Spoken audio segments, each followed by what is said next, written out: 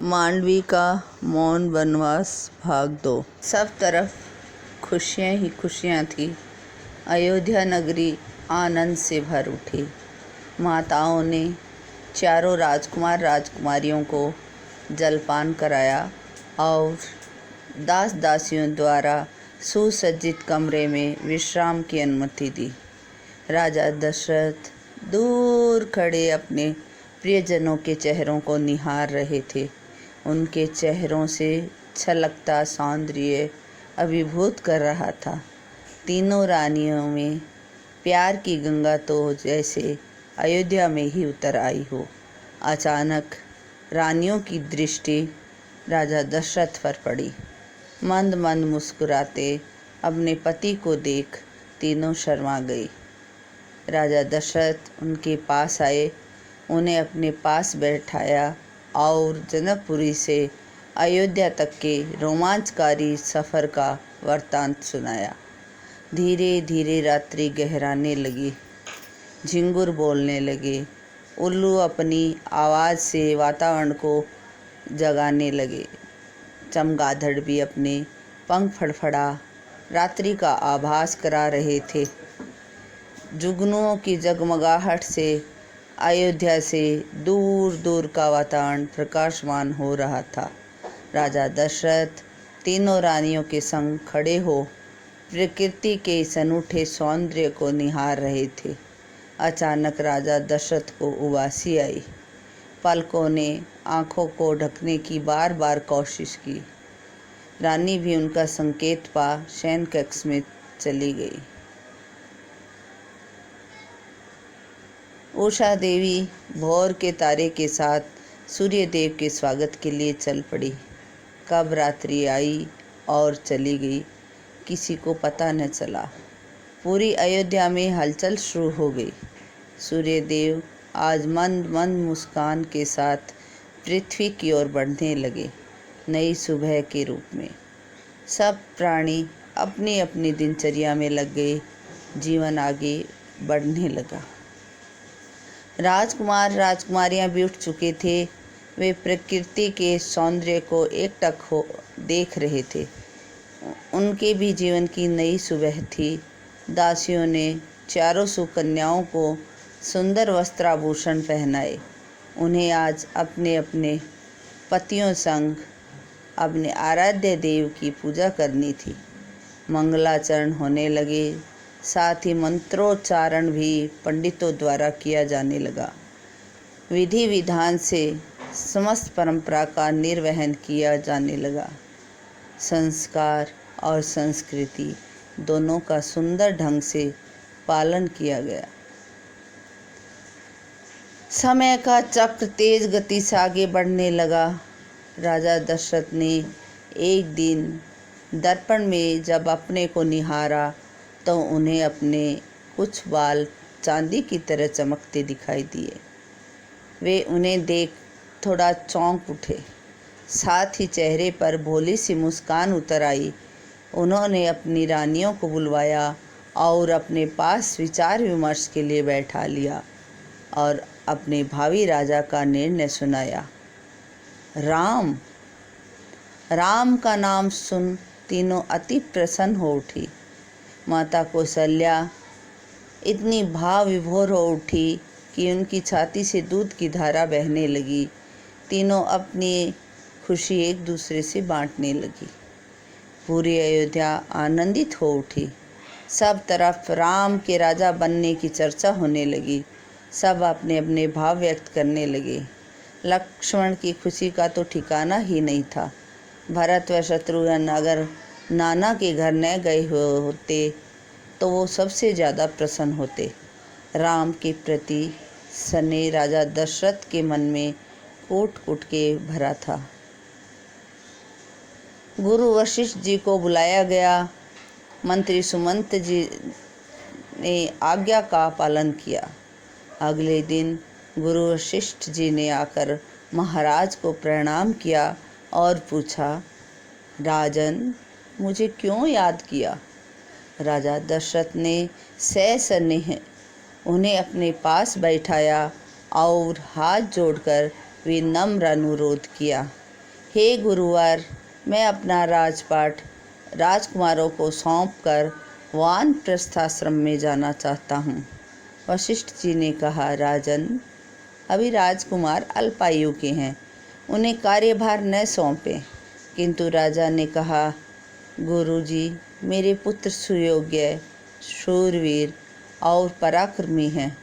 मुझे उन पर पूरा भरोसा है कि वे राज्य का संचालन सुचारू रूप से करेंगे।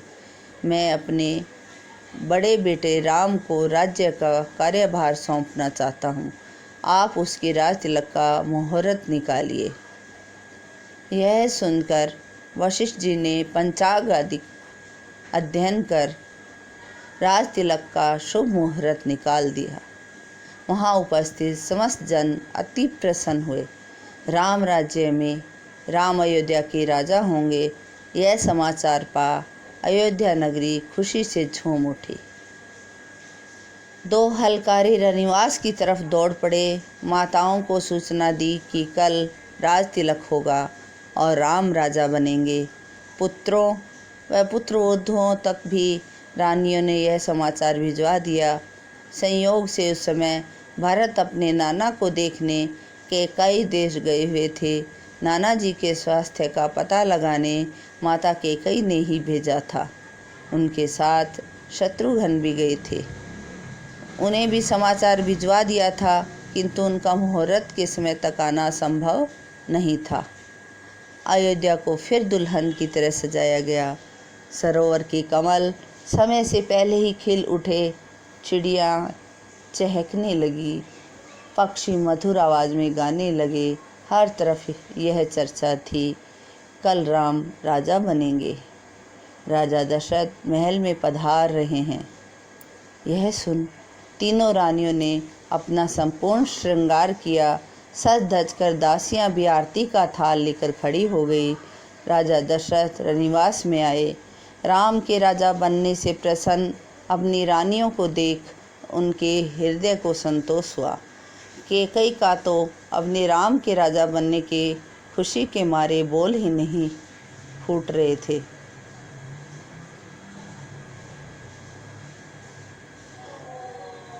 उसने राजा दशरथ और कौशल्या को ढेर सारी बधाई दी।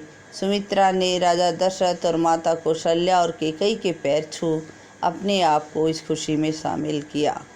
राजा दशरथ ने तीनों रानियों को गले लगाया और अगले दिन राज तिलक की तैयारी करने को कहा। इधर जब राम को पता चला कि उन्हें अयोध्या नगरी का राजा बनाया जाएगा, तो वे किम कर्तव्य में मिट रह गए। इधर घनघोर रात्रि ने आना प्रारंभ किया। संध्या ने अपने आंचल को समेटा और अपने करतल में समेटे मोतियों रूपी तारों को बिखेरना शुरू किया। मयंक भी धीमे धीमे चांदनी को बिखेरने लगा, किंतु कुटिल रात्रि को यह अच्छा ना लगा। उसे यह रोशनी खलने लगी। ऐसे में दासी मंथरा कुटिलता में उनका सहयोग करने लगी। बेचैनी से वह अपने कक्ष में चक्कर काटने लगी। उसे चैन न था, मन बेचैन था। आंखों से नींद दूर खड़ी उसके लेटने की बाट जोह रही थी, पर वह नुगरी औरत निद्रा देवी को नकार कुटिल चाल को गढ़ने में लगी थी। राजा दशरथ अपने सभासदों से सुबह की तैयारी करवाने में व्यस्त थे। तीनों रानियां अपने अपने कक्षों में जा चुकी थी। पलंग पर लेटी तीनों कल्पनाओं के जाल बुन रही थी और खुश हो रही थी। राजा दशरथ कार्यक्रम तय करने के पश्चात रानी कौशल्या के कक्ष की ओर चल पड़े। इधर दासी मंथरा कुछ नया कर गुजरने की चाह में मंद मंद मुस्कुराती हुई अपने कक्ष से अपनी प्रिय रानी कैकेयी के कक्ष की ओर चल पड़ी। शतरंज की गोटियों की तरह उसका शातिर दिमाग नई चाल सोचे जा रहा था। उसने रानी कैकेयी के कक्ष को खटखटाया। राजा दशरथ के आगमन का सोच के द्वार को खोला। सामने प्रियदासी को देख सोच में डूब गई और पूछने लगी, क्या हुआ जो तुम इतनी रात गई मेरे पास आई हो? कुटिल मुस्कान बिखेरते हुए मंथरा ने जल्दी से दरवाज़ा बंद कर लिया और महारानी के अधरों पर अपनी उंगली रख दी और महारानी के पलंग पर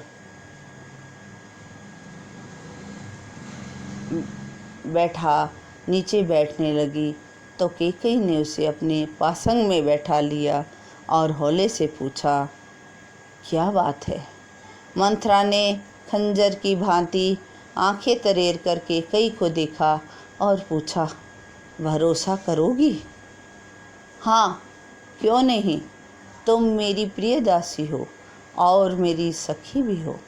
उनने रानी की तरफ प्रश्न दागा, कल राम राजा बनेंगे ना? कैकेयी ने कहा, क्यों नहीं, मैं बहुत खुश हूँ, मेरा रोम रोम आह्लादित हो रहा है। राम कल राजा बनेंगे।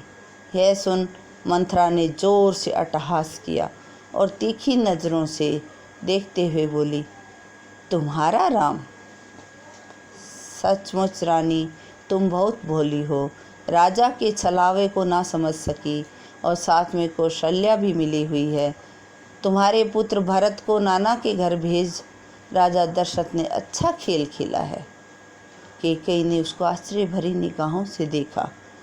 क्या कहना चाह रही हो तुम? मंथरा हौले से मुस्कुरा दी और बोली, राजा तुम्हें प्रिय रानी कहते जरूर हैं, पर मानते कौशल्या को ही हैं। आज भी देखा तुमने, रानी कौशल्या के पास ही गए हैं आगे की कहानी रचने के लिए। कैकेयी का माथा ठनका। बात तो तू सच कह रही है। राजा को अचानक राम को राजा बनाने की क्या सूझी? कैकेयी अपने कक्ष में चक्कर काटने लगी। बेचैनी बढ़ती जा रही थी। मंथरा कुटिल निगाहों से उसे निहारती हुई मुस्कुरा रही थी। मंथरा ने कंधे पर हाथ रखा और कहा, रानी अब सो जाओ, जो सोचना सुबह सोचना, मैं भी जाती हूँ चैन की नींद सोने। ऐसा कहकर मंथरा रानी कैकेयी के कक्ष से निकल गई।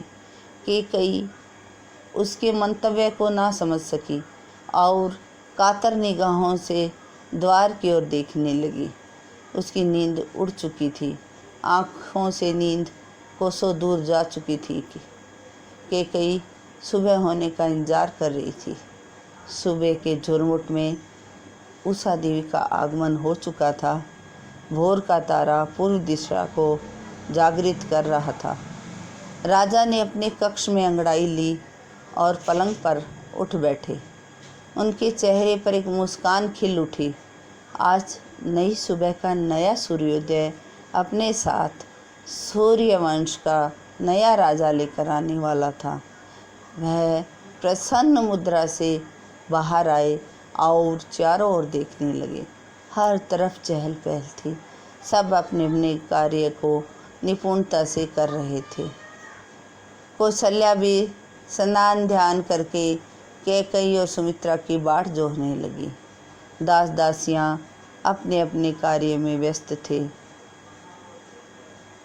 सुमित्रा भी आ चुकी थी, पर कैकेयी के आने का इंतजार खत्म होने का नाम ही नहीं ले रहा था। राजा की बेचैनी बढ़ चुकी थी कि उनकी प्रिय रानी क्यों नहीं आई। तभी मंथरा की खटखट करती लकड़ी की आवाज़ आई। राजा को प्रणाम कर बधाई देते हुए कैकेयी को भवन में जाने की बात कही।